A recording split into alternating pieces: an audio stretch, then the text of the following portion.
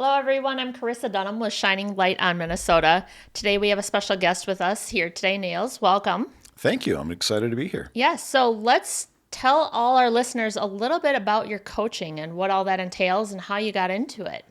Right on. Thanks for that. So I'm an executive coach, and really the way that I got into it was through the military. So I spent nearly 22 years in the Army National Guard, got out in late 2017, but throughout my career, I saw lots of great examples of good leadership Yes. and not so good leadership. Right. And so, and everything in between. And so when I got out of military service, I was really inspired by the impact that leadership can have. And that's Right. what really brought me on my journey to become a coach. And of course, the other thing that I discovered while I was serving was positive psychology. So about 15 years ago, I was a company commander with troops getting ready to deploy. And at the same time, the Army was working with Dr. Marty Seligman and the University of Pennsylvania. Dr. Seligman is considered the founder of the field of positive psychology. And they were working to create what I came to know as master resilience training. And so that was my first exposure to resilience as a formal academic concept, but to the field of positive psychology in general. And so that's what I've done most recently. I've completed a master's in applied positive psychology. I've worked directly with Dr. Seligman. I'm actually an assistant instructor for one of his courses. And so that's what informs my coaching is positive psychology and all of the tools that are available to help leaders really lean into positive leadership. For sure. And with a positive leadership, I mean, you see a lot of people wanting to go to that next level, but not quite getting there, not knowing the right routes to get there. How do you, when someone comes in and says, hey, I want to make it to that next C-suite or I want to make it to that next level, I'm just missing something. What do you tell them when they're looking for that? Great question, and it's one that we certainly hear on a regular basis. And it's often a function of the habits and things that we've learned have gotten us to a certain point, but they're not going to get us to that next level. Right. And I think about some of the lessons that I learned early on in my career, which were not great. Things like never say that you're wrong, never apologize. I mean, just terrible advice. Yeah. And that's not what people look for these days. Right. And so one of the first things that I'm helping leaders do is understand their own value system. And in particular, understand their own strengths. And when I say strengths, I'm talking about literal character strengths. Right. And so not just a place of, I'm really good at time management or things like that. What are the character strengths that really get me into my gift zone? And so as a leader becomes more self-aware with those skills, they can also tune into what helps their team do their best work. And so it's a comprehensive process of course, that self-awareness and that self-evaluation, but then picking up the skills and habits to really connect with their team in a way that helps them feel seen and valued in the Right. workforce. Which is important because when you come from military background or any background like that, I mean, my father was, he was a commander in the Army, served a lot of time, was in the 101st Airborne, came back from Vietnam. You learn that mental toughness. Absolutely. And that is a phenomenal strength to have, but you also have to be able to embrace the change, embrace all the obstacles that come along with it. Why don't you tell some of our listeners a little bit about your military experience and how the mental toughness and all of that came full fruition? Oh, yeah, absolutely. That's such a good point because I think one of the things that I learned early on in my military service is that there's always a little bit more. You always can do more than you thought you could. You can go a little bit further. I Yeah. first learned that in boot camp. That there's Yeah. always a little bit more to give. And so that sort of inculcation into that ethos carries one through their military career. And I think about my deployments and the long hours, and there's always just a little bit more. And so that mental toughness is not just gutting it out, which I realize is a habit that I have now that sometimes Right. I can over-index on. We'll just gut it out and push through. Yep. But it's also instructive of how we can tap into our strengths. And that's where it starts Yes. to come full circle to Yep. the positive psychology and resilience training. Absolutely. And I know with coming full circle, obviously you're tapping into all the positive assets that you have, but trying to learn and figure out which ones those you're good at and which ones you can build and learn on. What are some ways that you see people or you tell people, hey, when they want to embrace the change and go through the obstacles, but they want to find the good and find the flow that they can reach? Ooh, love talking about all this stuff, especially flow, Yeah. because flow is really where we can do our best work. And that's Sure that whole is. sense of getting into, where you lose sense of time because you're so just wrapped into what you're doing. It's there's a lot of things that go into that, and I think that it's not just about understanding character strengths, but I think a couple of the things that help us start to get into that flow are our reactivity, and that's what I find myself doing a lot of work lately. And I'll even use the word mindfulness, which Yes. starts to scare some leaders, but Right. it's not all touchy, feely, fluffy New Age stuff. It No. is part of that mental toughness to be fully present in the moment with not just what we're experiencing, but how we're reacting to it. Right. Because if we just let our default reactions show up, it's not Yes. always going to be the best things that we need. And Right. so that's why I talk about mindfulness as being key to being able to navigate those tough situations and start to really lean into and leverage that resilience. Well, it for sure is important. I mean, when people go through things in life, it's how you look at them. It's a glass half empty, half full. Is it, Right. are you going to find the good in the situation and learn from it, or are you going to just dwell on what's there and kind of just say, poor me, and I'm the victim again, like a lot of people do.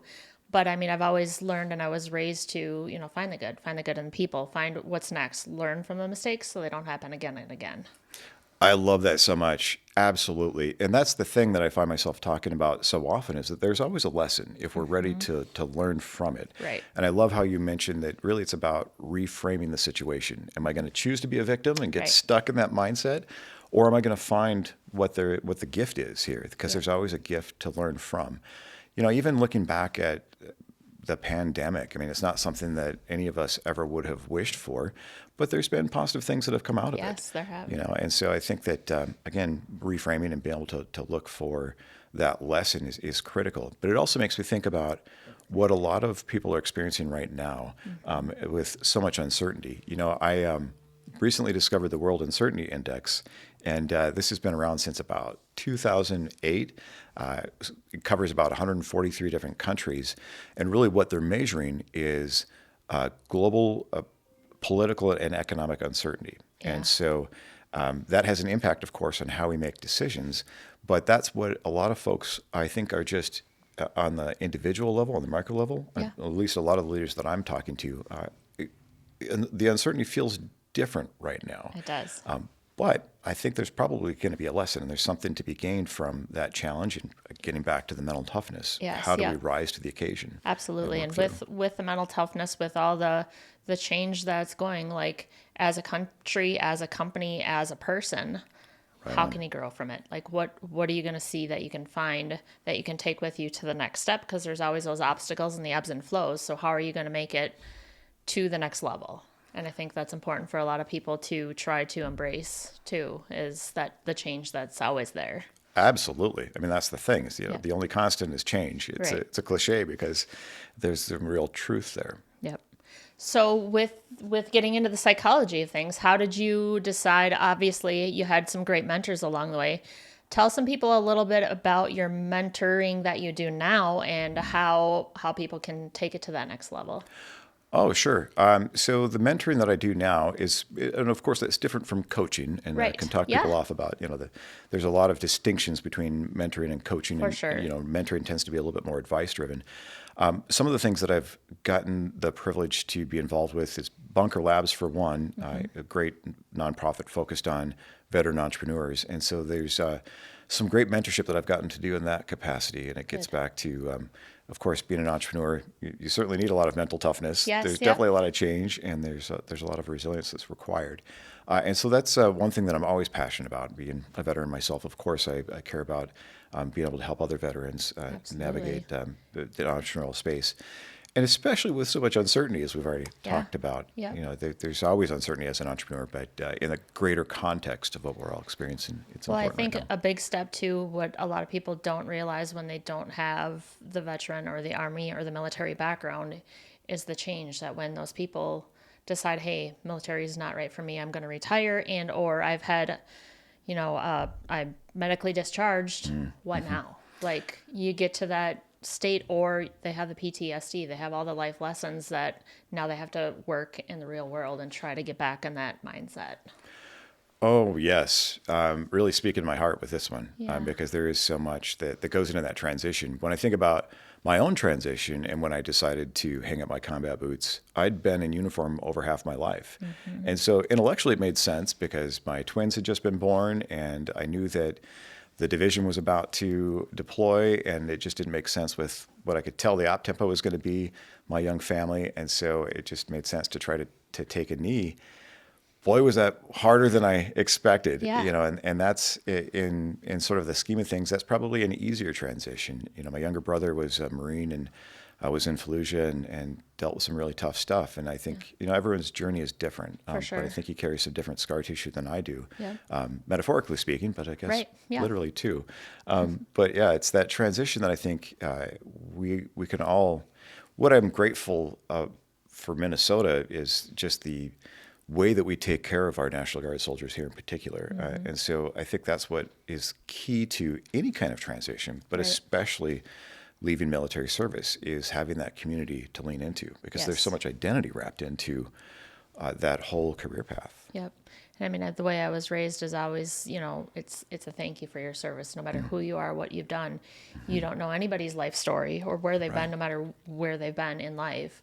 But the ones that have obviously put in the time for the good of the people and or have family that have paid the ultimate sacrifice, there's nobody else out there that has that story to tell. Right on. Absolutely. So it's important with the transitions, everything like that, that people do see and recognize the strength that obviously veterans, military have done, have been a part of. But I think that the giving back aspect, that a lot of them, when they come out, they want to help other veterans that are out there too, and let them get through the transitions, just be there, be that support system, because not all the time they don't have somebody when they get out.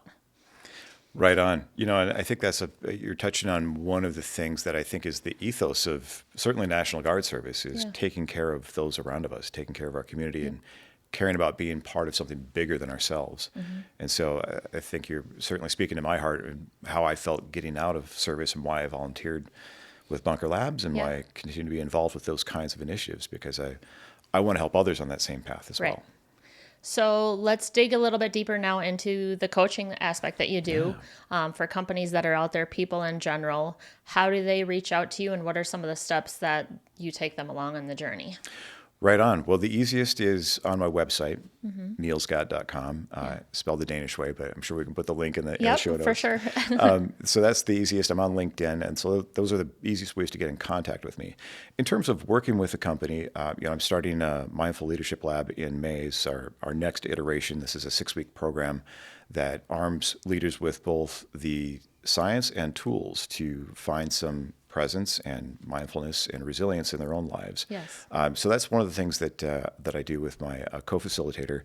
But the other thing that she and I love to do is work with leadership teams to build the kind of trust and performance in their organization that they need. Right. We've talked a little bit about the World Uncertainty Index and just these feelings of uncertainty about the future and what's happening with the economy and with the global stage.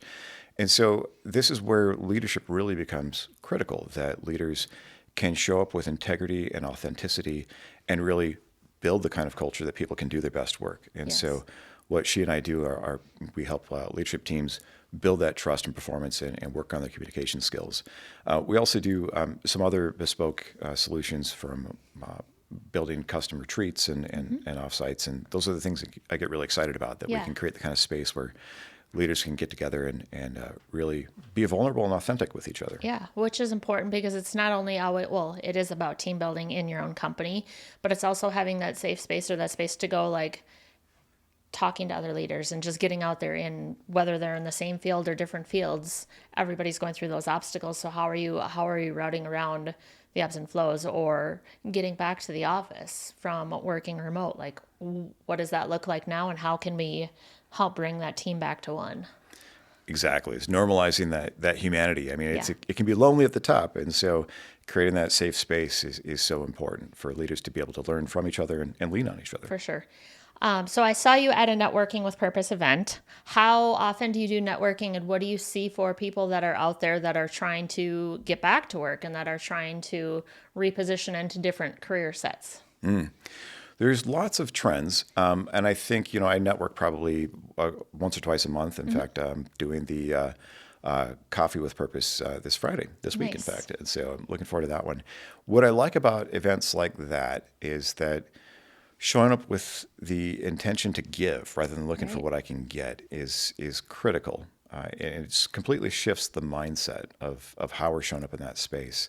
And so I think that's just at the individual level. The first thing that I just want to highlight for folks is we've talked about mindset a little bit, but that's another key mindset to take into the workplace, because the other trend that I'm seeing in the context of this uncertainty is that folks have a lot of fear. They do. They don't know. The unknown too. Yeah, and so there's lots of emotions that come with that aren't great. And so, irrespective of what is happening with career changes and with technological changes, I mean, AI is just incredible these days and what it's capable of. It's still a human experience at the end of the day. Right. And we need to be able to navigate what's happening internally in order to show up and do our best work and to overcome that fear and do our best things. So I feel like that was sort of a broad and vague answer. Yeah, no, that's good. But I think those are some of the key starting points. Well, I think what people don't realize, I mean, this is probably going to age me a little bit, but that's fine. Back when I was younger, I mean, we didn't have a lot of the mental health issues. Well, we did have them, but they weren't discussed. They Right. weren't talked about, So you have that, you have all the different things that people are seeing and feeling instead of hiding it behind the closed doors. Let's get it out there. Let's talk about it. Let's try to heal some of those things that are out there too. Oh my gosh, so important. Absolutely. I saw that change throughout my military career as well. And even by the time I retired, I'm sure it's still on the security clearance form, but you have to answer Right. if you've had any kind of mental health issues. And so that there's a stigma built into that. But the thing is, we all have scar tissue. Yeah. We all have to navigate difficulty throughout our lives. Yep. And so what concerns me about Generation Z is that as they're coming into the workforce, they really are in mental health crisis. Yeah. And so to your point about just naming it, we have to start there, because that's the way that we're going to start to remove some of that stigma, is to Right. just be honest. People Yep. are struggling. So then the question becomes, what do we do and how do we get through that? And, one can have a debate on whether they're really experiencing higher rates or we're just reporting more rates of mental health. Right. I think the evidence is pretty clear that they're actually experiencing higher levels. It's not just a reporting concern. And for me, that gets back to community and it gets back to technology. Yes. For those that haven't heard of Bob Putnam, he wrote Bowling Alone forever ago. And there's actually a great Netflix documentary that came out a couple of years ago. I think he called it Join or Die. Yep. But he tracks societal involvement in community organizations, and he uses bowling as sort of the obvious thing. That's why it's the Yes. title of his Yep. book. But he actually tracks it back to about the advent of the television, and that's where things started to taper off, and it's been declining ever since. And so I think that's one of the things that contributes to some of these mental health crises. Social Yes. media is, Yep. we all know that screens are designed to be addictive. Right. And we all know that social media can have a pretty negative impact when we're stuck in this comparison game and we're seeing what we think our lives should be, and Yeah. we're trying to measure up against an Everybody's unrealistic perfect ideal. and their life is perfect on the internet and everywhere Exactly. else. Yeah. Right. So what's wrong with me? How come Right. I can't do that? How Yeah. come I'm not experiencing the same thing? I think all of that contributes to these same mental health concerns. Yep. And so that's where I get back to this authenticity and just being vulnerable. The human experience it's messy, it's complicated, it's uncertain. Yeah. But if we take care of each other, it makes it all so much easier. Well, and I think just being able to dig deeper and asking those questions, just asking people, how are you? How The are you? basic questions, like I genuinely want to know, like, are you all right? The saying sticks and stones may break my bones, but words will never hurt me. Now they're on the internet. Now you see those and they do stick and they do hurt, and people don't realize that it is there. It's in front of you. It's a real thing for sure. Absolutely. I couldn't say it better. So when you do your coaching and when you get out there and try to reach more people, what are some of the stigmas that you see, or how is the world changing in the coaching life cycle? So I think the first thing is being ready to ask for help. And Yeah. I think that that's one thing once people recognize that coaching is an incredible secret weapon, it's an accelerant. It's what helps people get to the next level in their career. Yeah. But it also comes with some vulnerability, recognizing that we need to change Yep. internally. And so what I've seen change throughout, the last several years is that there's a recognition that coaching can be powerful. And I think it's even beyond that. It's getting back to what we've been talking about, just this shared humanity and be able to have a conversation with another person. To me, that's what's always fascinating about coaching in particular, is that just being in space with another human and sharing authentically what's going on Right. makes things suddenly so much easier. Yes. It sounds a little silly sometimes when we say it outside what our problems are. And Right. once you can laugh at it, then you can start Like, am to I deal really, with it. where did this even come from, Right. Exactly. Yeah, definitely. Well, a lot of it too, I mean, is obviously being able to have those conversations, to get out, to want to be face to face with people, to just enjoy life, get out, have some nature, take in things, but really be present. Absolutely. And I think with people, I mean, one of the things that I keep hearing over and over when people are meeting and networking is like, okay, take a step back and just be present in the moment. Stop what you're doing, try to refocus, reset, because otherwise the burnout is real. You do handle that in everyday life, no matter what you do. That's the thing. One thing I heard during the pandemic that's still sticking with me, I was listening to Brene Brown's podcast, and she was talking to the Nagoski sisters who co-wrote Burnout. Yeah. One of them said, one of the myths about burnout is that the antidote is self-care, that we need to just refill our own cup. And, Right. and of course we do. Yes. But it turns out that the antidote to burnout isn't just self-care, it's actually community. And so it's important that we remember that we're tribal creatures. Yes. We need Yep. each other. Yep. This is why community is so important.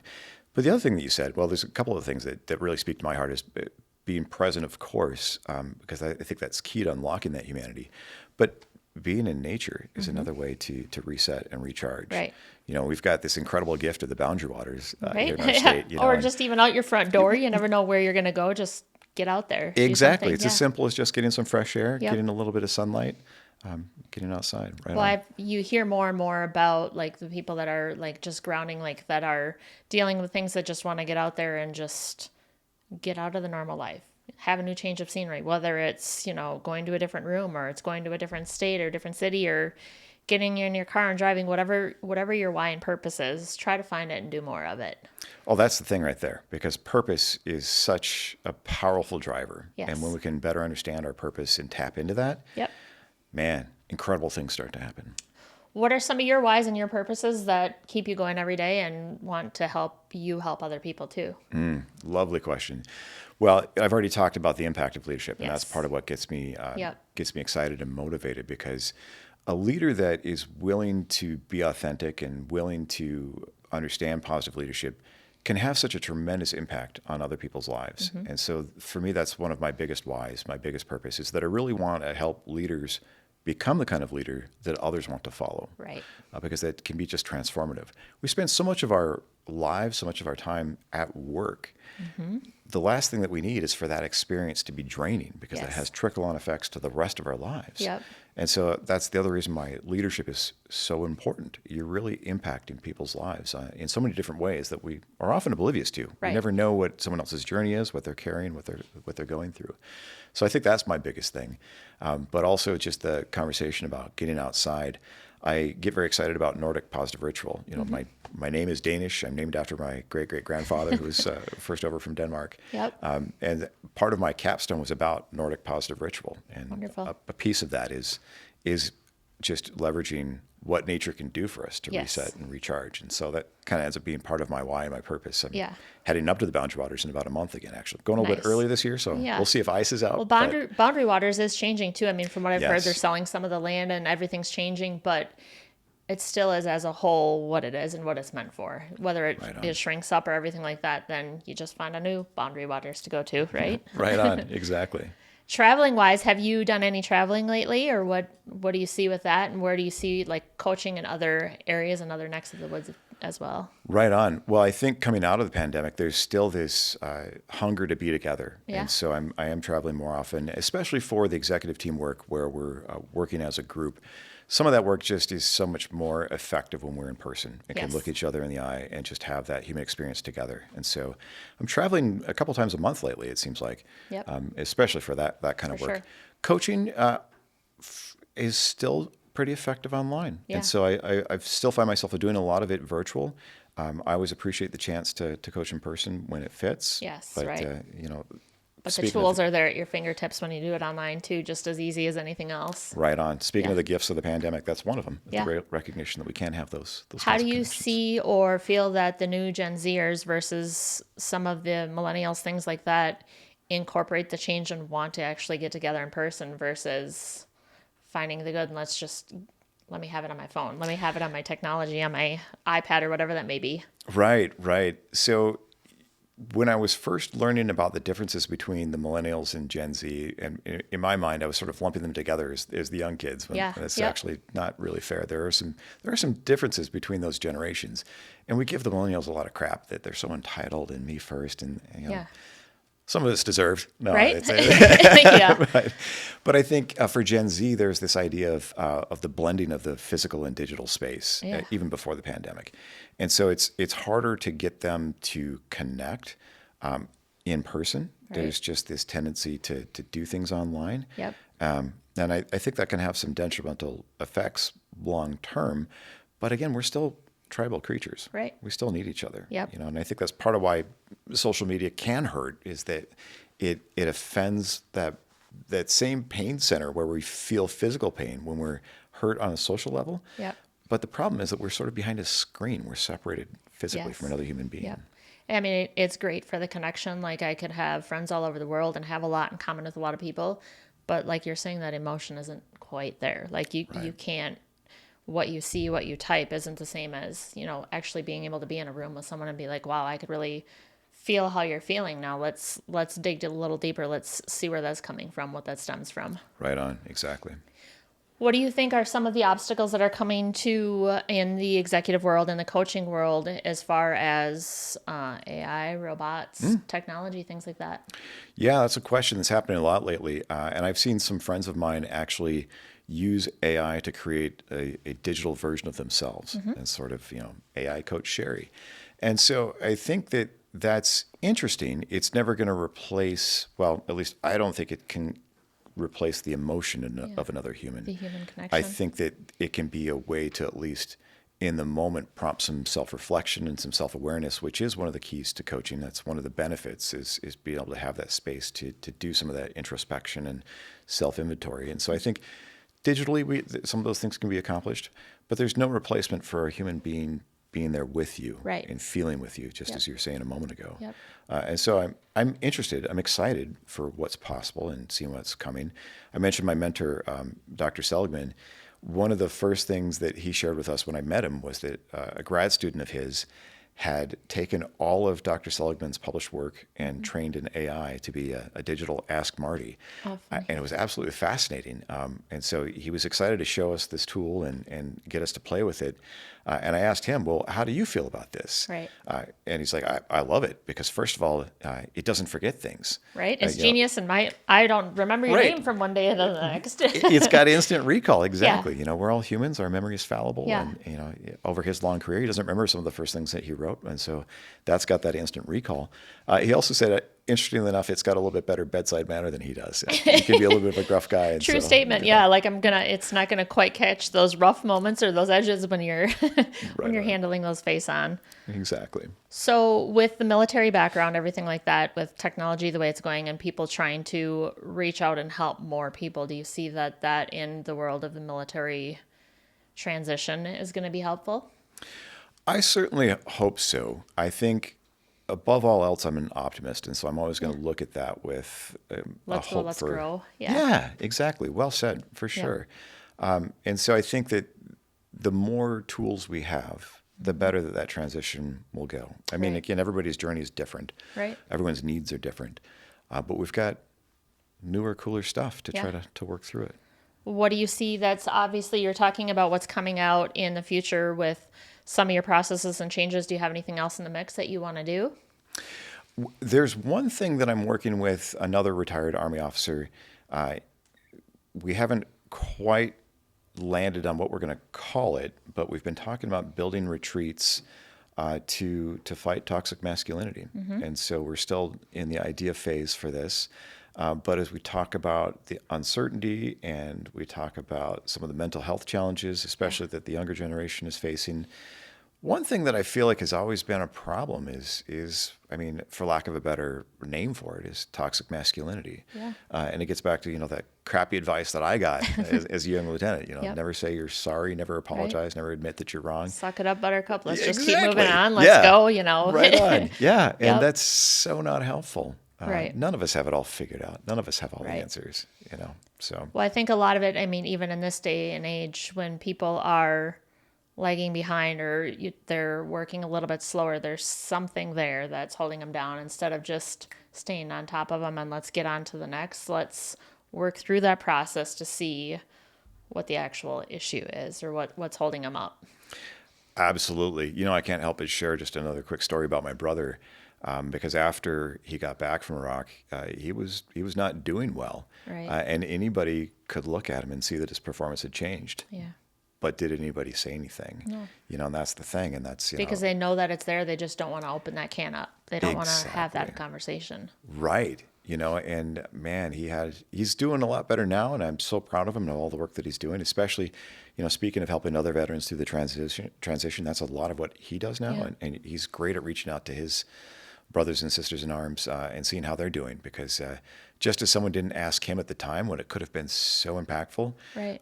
There's no better time than now. Well, you don't want to see somebody hold something, and especially like that. Right. I mean, when people come out of the military or going through it or on the front lines or whatever it may be, they deal with the IEDs or they deal with seeing things that they should never see and deal with. Right. That's not something that should be held in. I I mean, I agree know more. it's not the way they're trained and the way they're taught, but let's find out what they're going through. Let's just ask and dig deeper for sure. Absolutely. Couldn't agree more.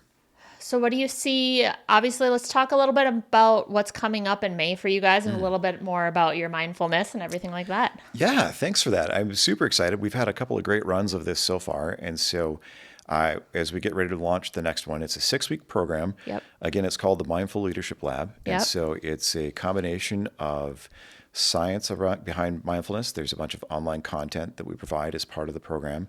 But the other thing that we do is we build community. And so we have a couple of facilitated calls a week. We meet on Mondays and Fridays.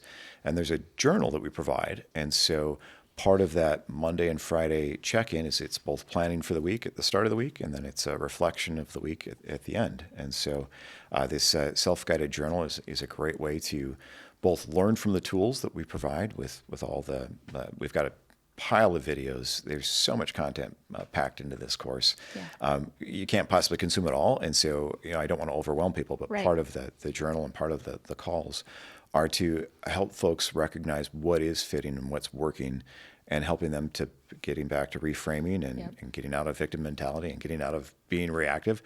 What is working? What's helping them Right. better navigate their week? Well, and I think with the tools to always have opportunities to learn and grow from things, because what is working today obviously isn't going to work tomorrow. Right on. And you may not be a leader today, but you might be one tomorrow. So let's put the tools in your hand to make you grow and to help you as a company, you as a person, and just the world as it is.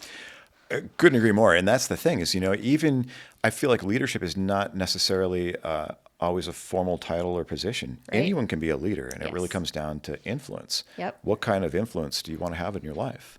Yeah. Because any of us, I'm all about living life by design rather than by default. Right. And that's one of the ways is that Yep. anybody truly can be a leader. Well, and I think it's important too when people are out there and when they are impactful in people's lives, whether or not you think you're a leader, you're helping people, you're teaching people, and you're connecting people. And I think that's kind of the name of the game is how can I help, but how can we grow? Absolutely. Couldn't agree more. Just showing up is Yeah. critical. Well, and with people with all the uncertainty, not having the drive or not knowing the whereabouts to let's get out there, let's try to do it, or this is a big step for me to actually get back out and meet with people and connect with people, knowing how to do that what works, what doesn't, but just taking that first step Right on. and keep going. The first step is the hardest. Yeah. And as long as you keep going, it doesn't matter the pace, just keep moving forward, I think is a big name of the game. Right on. Absolutely. Well, we appreciate having you on today. Is there any way that people can reach out and get a hold of you? Obviously, you were saying on LinkedIn, they can reach out, find you on different social medias as well. Right. My website tends to be the easiest. I find that the others can be a little just too all-consuming, and so I get on the Instagram on occasion. I don't bother with Twitter. It's just too much garbage and too much distraction. Yeah. So those are the primary ways. Hit me on LinkedIn or my website. Perfect. Well, thank you again for coming on today, and we look forward to having you back on maybe after the mindful process starts and to see how that goes and what people take from it. Thanks for having me. I'd be delighted to come back. I really Yes. appreciate the conversation. This Thank has you been so much. fantastic. Thank you.